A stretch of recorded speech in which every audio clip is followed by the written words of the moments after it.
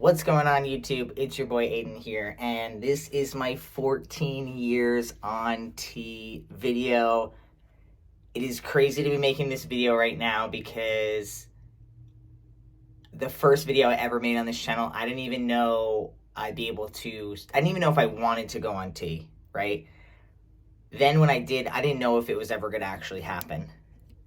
And then it happened, and then it's just crazy to think that here I am 14 years later. Like, 14 years. I am a teenager, like peak teenager.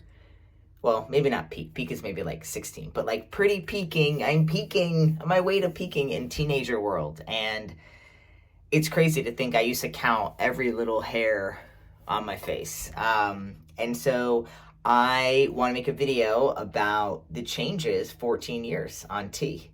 So a little disclaimer for this video, I think some of the changes are just that now I'm old. I'm 36. I started when I was 21, or I guess 22, whatever that math is, 2009. And yeah, so it's just, I think some of this is slight aging, but I do think that a lot of the changes I'm going to talk about are differences from what I would be experiencing if I was unable to go on HRT and get testosterone. I'd be experiencing these changes in a much different way, my aging, right? So, not that I'm old. I don't think I'm old, personally. Yeah, so I'm going to write down some things because I was like, I'm going to make this video. And then I was like, I need some structure. So I'm going to write some things down and then share them with y'all.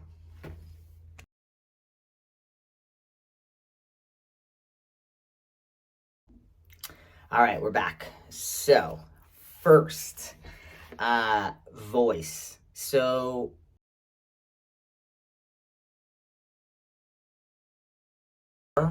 on tea, what I have noticed in the latter years, like post 6 years, is just my ability to control my voice now. It doesn't change anymore, but I definitely can have like a more serious voice and kind of go into those lower octaves and really talk like that. And if I need to, in safety, I will use this voice to kind of mask what's needed so that people, I feel less scared. Then there's just like my normal voice, which is what I always talk in. And yeah, nothing has really changed. I think, I definitely can't hit any high notes anymore. I used to be able to do this like squeak noise. And like, I cannot do that. About 3 years ago, I tried doing that and I literally hurt my vocal cords. I was trying to be a chicken for Antler, and that didn't work. So, and just so you know, like the list I made is all the things I used to track, right? Also shout out to, I should be wearing this hat. Shout out to Trace. If you are somebody who is tracking and documenting their transition, you should download the Trace app. I'll put a link below. Does all of the tracking for you. It's amazing. Okay, so beard. Beard is really strong, I would say. The one big change in the last few years is that if I was to shave my beard, you can 100% still see like all of this. Pretty much this here and this, you can still tell that I have a beard. And that happened gradually over time, but now there's like no getting away from my beard. Not that I want to, but the other interesting thing about beards is that they actually they can be like a high maintenance thing if you make them high maintenance. I am a low maintenance kind of guy, so I don't like put oils in or anything like that. I pretty much like trim my beard once a week. I let it grow. I trim it like every Sunday or Monday or so, and I just, I do my thing and I let it rock because I ain't got time for that. I mean, props to those who do. It's never been my thing. I don't like use lotion on my face. I don't do any of those things. Maybe I should. Okay, so hair, tracking hair. So definitely later on in life, in tea life, I started noticing the hair like here, on my hands. Man, this is gonna be hard. Let's see. There we go. Like on my hands, and even like this backside, right here, like right there, on my toes. I get like hair on my nose now, on the sides of my nose. It's so strange. Also, just like eyebrows, hair, I've noticed is like growing. Like my eyebrow hair has not stopped, like just expanding down and wider and wider. So that hair, like on the outside of my ears, not in my ears like an old man, but just like on the outside of my ears. Um, and then I don't know how much like new hair growth, as like I guess that's like the nose, and this is kind of newer hair growth, but like my back isn't hairy, but I definitely get more of those like little hairs that pop up every now and then, and like on my shoulders. Personally, I just take them out. I just like rip them out. It's like they're just like strange stragglers, you know. I don't think like my body is really that hairy, where like I have hair like on my shoulders and stuff, but yeah, so definitely the hairs, you know, I mean, like most things, everything is kind of plateaued in a lot of ways, but those are just some other things that I've noticed. And then my hair texture is definitely like one interesting thing between the hair texture and the skin is like I just like I could itch the side of my face as hard as possible and just like barely feel it. Like it just I don't know, it just there's so much hair you can't even really even get to the skin. So I can just like and I don't really feel it much. Itchy beard is definitely a real thing too. And then just hair on my head. So my hair was I always had like a widow's peak, but my hair is definitely like thinned out. And most trans guys, you know, go through this, but like my hair is definitely thinner. I definitely have, so I haven't gotten a haircut, so I definitely have a more dramatic, you can really see the lines going back, but like just the receding hair here and here, right? On both sides. This side's a little more intense because I wear my hair that way as opposed to this side. But, and it's even like thinning a little bit in the back too. Like back here. Just like the whole top, really. Like the whole top of the head is really thin. I have gone through many journeys of wanting to shave my head and not shave my head and shave my head. I did shave my head maybe like 2.5 years ago now. I hated it, so I promised to never shave my head again unless I was really officially going to never have hair again. I think that at some point I will shave my head. I'll be one of the bald guys with a rockin' beard, but I think I have enough hair. I mean, yes, it's definitely thinning, don't get me wrong, but I think like when I do it up, there's like enough there where people are like, I don't think, at least I have friends that I've been like, if I'm that guy where you're just like, dude, just cut it off, man. Let me know. You gotta let me know, okay? Please. It needs to be like consensus, not just like 3 people telling me, because my whole life, people have told me I should shave my head, that I'm losing my hair, but it's still here, so, you know, I'm keeping it.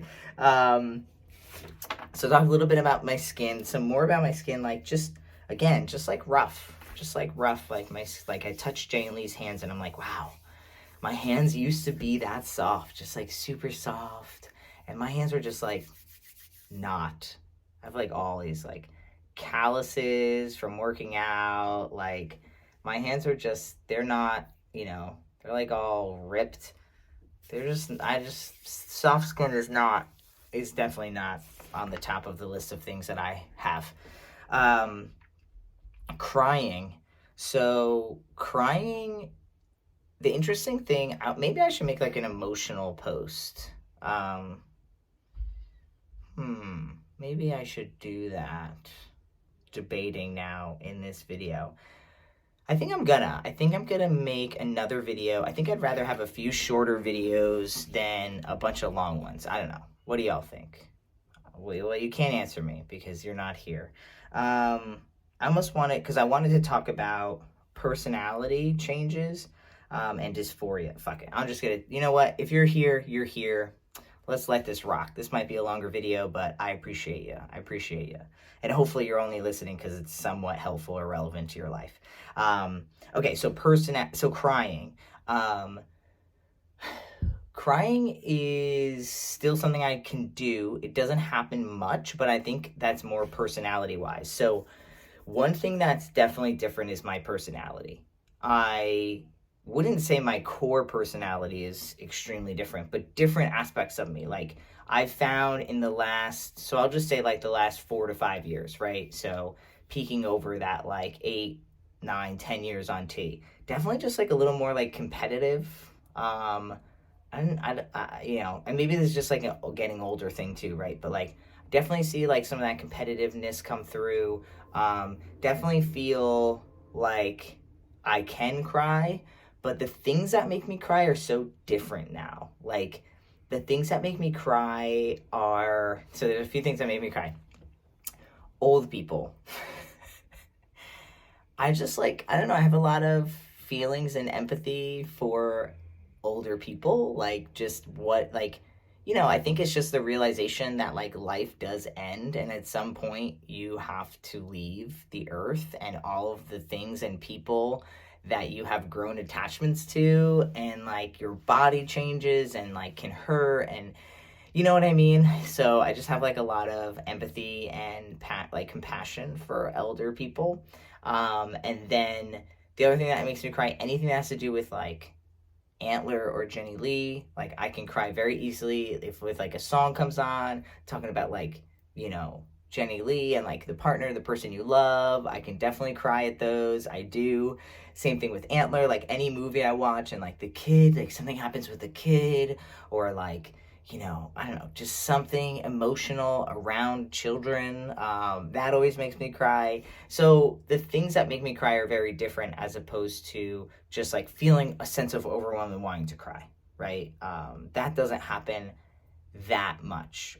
When I was making the cake, which you'll see in the next video, you know, I almost cried. I didn't cry, but I almost cried because I just was overwhelmed, and that felt very new to me. I was like, whoa. But I was overwhelmed because I was like, man, I'm not going to be able to like give my son what I promised I would give him, right? So that's just like different. The reasons that I want to cry are different, and they're less. What I find that's mixed with personality and crying is that like I have more of a desire to care, like to care for my family, to care for Jane Lee, to care for Antler, to, you know, I think some of my competitiveness isn't necessarily with other people, but really just like with myself, just like wanting to do better for my family, you know, feeling immense amounts of guilt that we don't have the things that you assumed you would have by the time you're 36 and have a 5-year-old child, right? So a lot of those things are what I think has triggered some of the personality changes, but also some of that competitiveness. So lastly, I want to talk about my dysphoria. So do I experience dysphoria? Yes, I definitely still experience dysphoria. It is still there. And honestly, it's all the same things, unfortunately. I think they're less. Like, I think I used to hyper focus on these things, and over time, over the last 14 years, I've been able to quiet that mind and put that mind aside, and, you know, push the dysphoria away, just, you know, whether it's good or not, like compartmentalize it and be like, I can't focus on this right now. Like, I have so many other things to do. I can't be like crying about this. And so those things are my hips. I definitely still feel like my hips and my butt and thigh, like back, butt, thigh, hip area. I always just feel like it's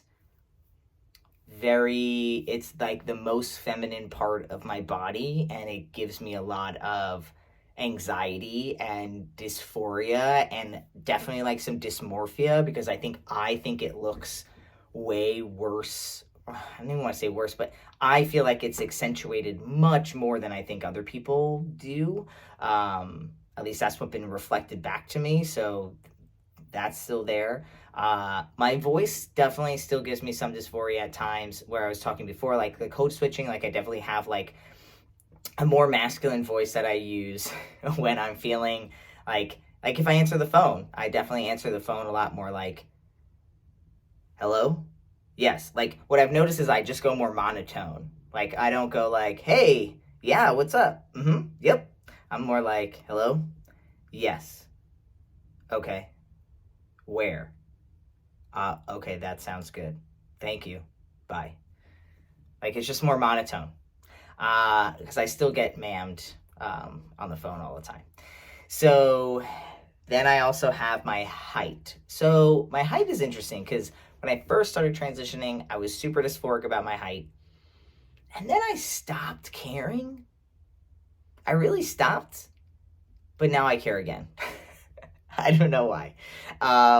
I'm suddenly now like feeling like I should be taller, and like I have this like idea like, oh, life would be easier if I was taller, which is I think everyone, right? Like people are like, life would be easier if I was thin. Life would be easier if I was taller. Life would be easier if I had straight hair and not curly hair. Life would be easier if I had, money. Life would be easier if I just had a house. Life, you know what I mean? Like all of these things you just imagine life would be so much easier with. These are the things I think my life would be easier with, right? Like if I had a deeper voice, a more like less curvy booty, and if I was like 7 inches taller. I'm just saying. I'm just putting it out there. If anyone wants to grant me those things, let me know. So yeah, so I think that that's like the synopsis of like what the changes have, where I'm at in the changes and body, a little bit of mind, personality, emotional side. But overall, I don't, I think about my transness all of the time. That's the truth. But I don't think about my changes all of the time anymore. I don't look at myself right now, and when I'm looking at myself, I'm not, looking to see if I've had any changes, because there are not any anymore. Like I think you really peak around that like 7 or 8 year, and if you're like microdosing, then maybe that's going to be more like 10 or 11 years. But I definitely think you at some point just peak in the changes and then kind of level out. And now you're just navigating. So that's kind of my life now. Like I'm navigating my life as a father. I'm navigating my life as, a man in society. I'm navigating my life as a passing trans person. Like there's a lot more navigation and feeling and questioning and pushing back, and then also like falling in line, right? Like just safety, all of these things that are happening now. So and maybe I'll make a video about that, like what it is now to just be like, it's almost like in the beginning you're standing out so much, and then all of a sudden you're just like, you're standing out from the crowd, like this is you and this is the crowd. And then all of a sudden, like as the years go by, you just kind of become part of the crowd. And now you don't stand out anymore. And that has its own feelings that are associated with it as well, that I've talked a lot about on this channel. And even now, like as a father, there's like another level now of those feelings. So yeah, 14 years on T. It's crazy. It's absolutely insane. I feel like the next, every holiday, my T Day, since my 10 years, I watched that first video on my channel. So if you haven't watched it, you should go back to my main channel. It's that like teaser video when you first go to someone's YouTube channel. That's my 10 year. And that definitely makes me cry. Like it gets me emotional. So yeah, it's been a wild ride, yo, and it's not over. I know that for sure. Just keep rocking. If you're watching this and you are also 14 years, welcome. if you're older, props to you. You were doing it way before everyone else. Like, having, I had a lot less to navigate with. I didn't have a lot to know what could happen and what my life could be like. And so if you're starting now, be happy. I'm happy for you that you have things like this, people to look up to, people to see a future. I think back in the day, you just had to create one. There were other out trans men that were older and had been on hormones for a long time when I started in 2009, but they weren't as accessible, and that's one of the biggest differences. You know what I mean? So yeah, really excited. And it's a new year for me. A new year. It's like they say every 7 years your body like rebuilds new cells. So in my T world, I'm like a whole new person. So yeah. All right, y'all. This was my update. The next video will be the cake video. I've got it all recorded. I just have to edit it and put it up. But I want to do this one first since this is still, I'm only a few days away from when my T day, only 3 days post my 14 years on T. So, all right. I'll catch y'all in the next video. Peace.